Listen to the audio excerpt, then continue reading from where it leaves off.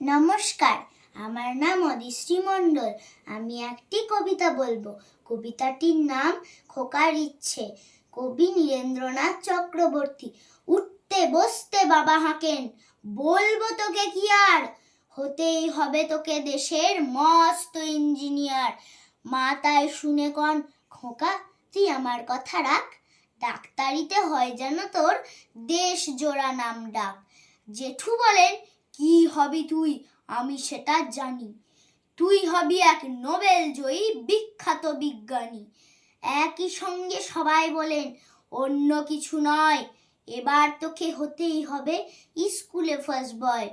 আমার ইচ্ছে ঘুড়ি ওড়াই, লাট্টু ঘোড়াই আর ক্রিকেট খেলি, সাঁতরে করি মস্ত দিঘি পার।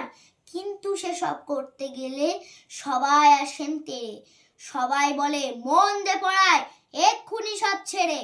কি আর বলবো, এখন আমার অবস্থাটাই এই, লেখায় পড়ায় দিন কেটে যায়, কিচ্ছু খেলা নেই। এক একজনের এক এক ইচ্ছে, সবাই দিচ্ছেন তারা, তার ফলে ভাই আমার নিজের ইচ্ছে গেছে মারা। নমস্কার।